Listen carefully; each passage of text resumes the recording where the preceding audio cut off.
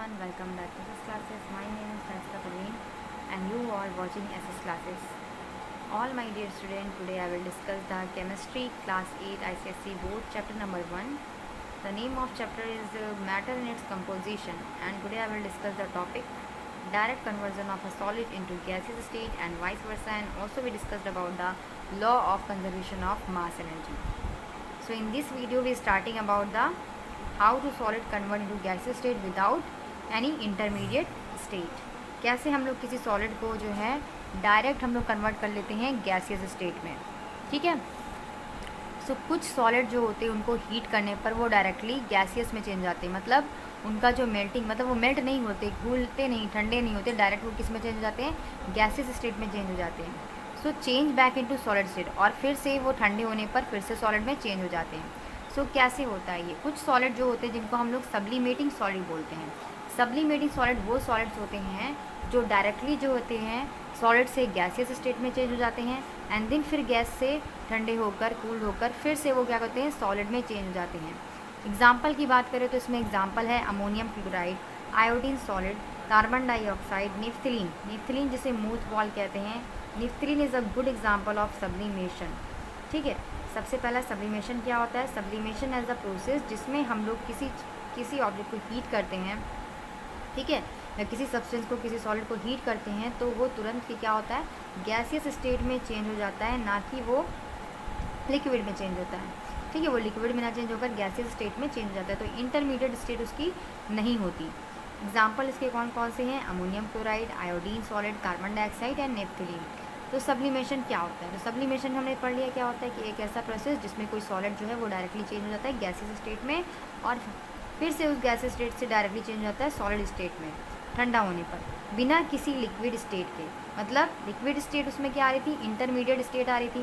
भाई बर्फ़ है, बर्फ़ को हमने क्या किया, फ्रिज से निकाल के बाहर रखा तो वो लिक्विड में चेंज हुई। अब हम उस लिक्विड को गर्म करेंगे तो क्या होगा, वो वेपर में चेंज हो जाएगी।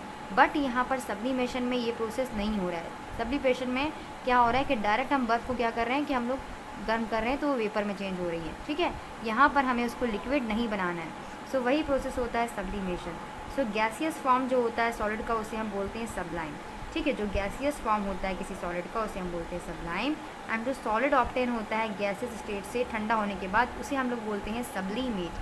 क्या बोलते हैं हम लोग उसे? सब्लिमेट। सबसे गुड एग्जांपल हमने बताया था आपको क्या, नेफ्थलीन की बॉल। नेफ्थलीन की बॉल तो आपने अपने घरों में देखी होंगी, जिनका यूज़ लोग एक्सेंट्रिकल प्रॉपर्टीज़ के लिए करते हैं।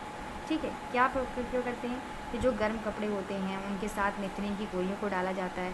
ठीक है, फिर आप कुछ दिन बाद उस मतलब जहाँ भी उससे रखोगे अपने कपड़ों को, जहाँ भी रखे होगे अलमीरा में या फिर किसी बक्से वगैरह में, तो उसे खोलोगे तो दोबारा आपको ये नेफ्थलीन की गोली नहीं दिखाई देंगी, क्योंकि ये वेपर बनकर उड़ जाती है।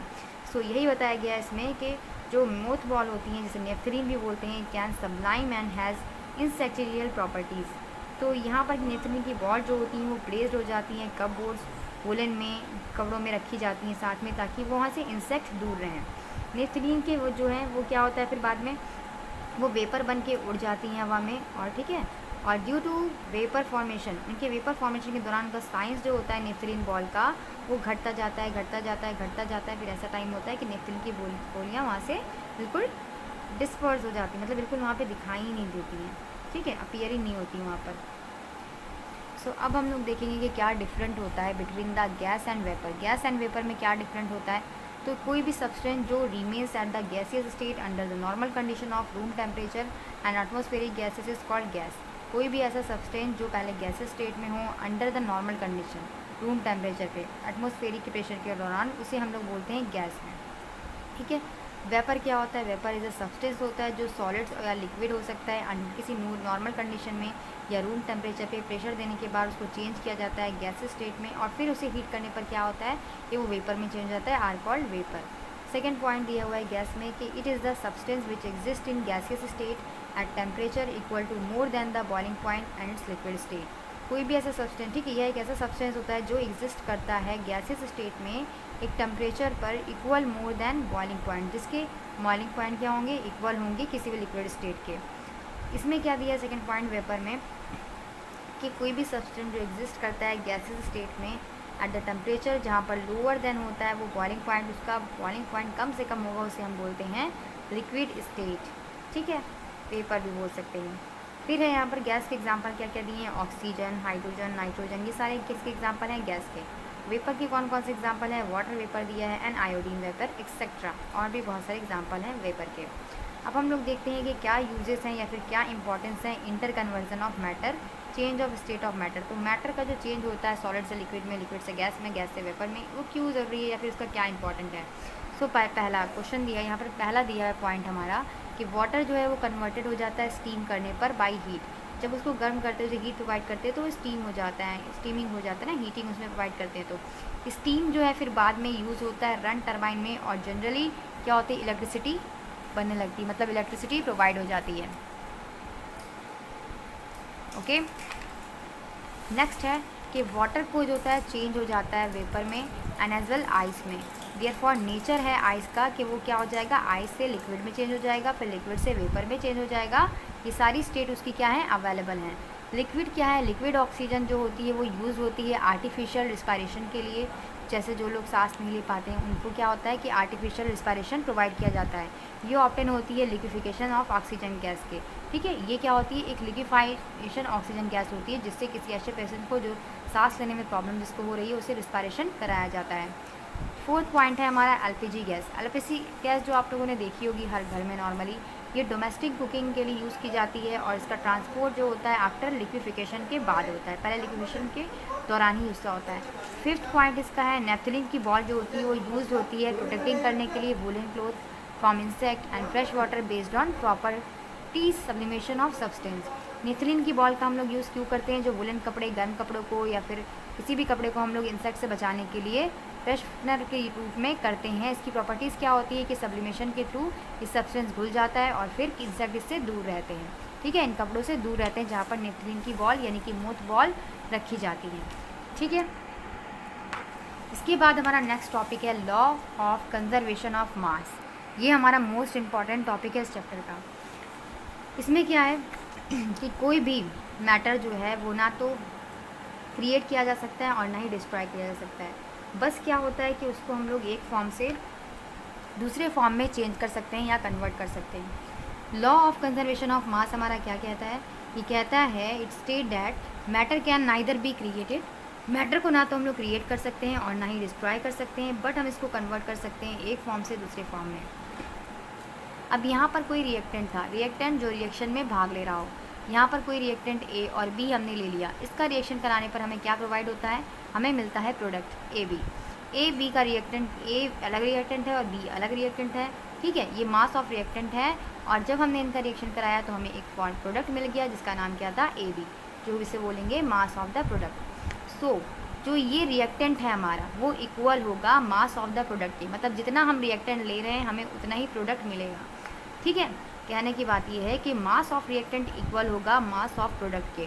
ऐसा आप लोग नॉर्मल क्वेश्चन में देखोगे। अबव लॉ, ये जो लॉ है इसका मतलब है जो भी केमिकल रिएक्शन होगा उसमें ना तो किसी एटम का गेन होगा, ना तो कोई एटम बढ़ेगा और ना ही कोई एटम घटेगा। बस खाली क्या होगा कि रीअरेंजमेंट हो जाएगा एटम का, कोई एटम इधर से इधर आ जाएगा, कोई इधर से इधर आ जाएगा।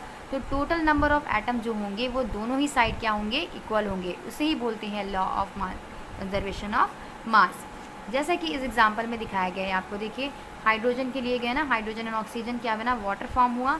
और यहाँ पर देखिए सारे रिएक्शन, जो रिएक्शन हो रहा है, जो हाइड्रोजन और ऑक्सीजन के मिलने से जो वाटर का फॉर्मेशन हो रहा है, लास्ट में हो क्या रहा है कि जो भी रिएक्टेंट और मास ऑफ रिएक्टेंट है हमारा ये वाला पार्ट और मास ऑफ प्रोडक्ट हमारा ये वाला पार्ट, दोनों ही क्या है, इक्वल हैं। ठीक है, जितना हमने रिएक्टेंट लिया था हमें उतना ही प्रोडक्ट बन करके मिल गया।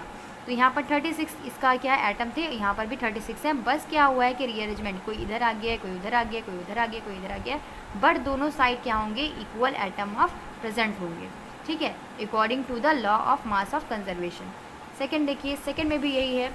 फेरस यहाँ पे दिया गया है जिसे हम बोलते हैं आयरन भी।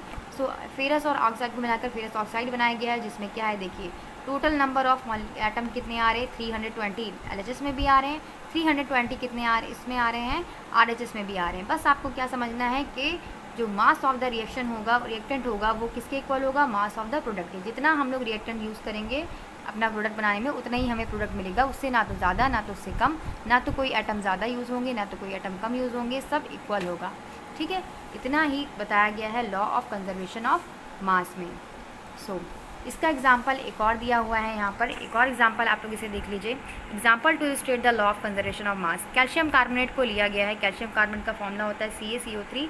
इसको जब हम हीट करते हैं तो ये कैल्शियम ऑक्साइड में और कार्बन डाइऑक्साइड में टूट जाता है, ठीक है। अब हमें क्या मिला कि it is found that if अगर हम 100 ग्राम कैल्शियम कार्बोनेट ले लें, उसको गर्म करें, और जिसमें से हमें 56 gram of calcium oxide and 44 gram of carbon dioxide जो है हम लोग ले रहे हैं, तो कैल्शियम कार्बोनेट हमने कितना लिया 100 ग्राम, कैल्शियम ऑक्साइड हमने कितना लिया 56 ग्राम, एंड कैल्शियम डाइऑक्साइड हमने कितने लिया 44 ग्राम।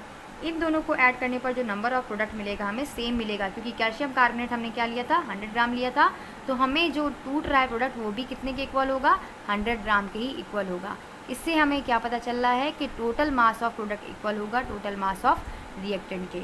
बस इतनी सी बात इस लॉग में बताई गई है, इतना सही हमें समझना है। सो आई होप आप लोग को ये बात समझ में आई हो और ये वीडियो आप लोग के लिए हेल्पफुल हो। तो अगर हेल्पफुल हो तो इसे लाइक कीजिएगा और मेरे चैनल को सब्सक्राइब कीजिएगा। इसका नेक्स्ट पार्ट हम लोग नेक्स्ट वीडियो में डिस्कस करेंगे। Thank you, keep watching.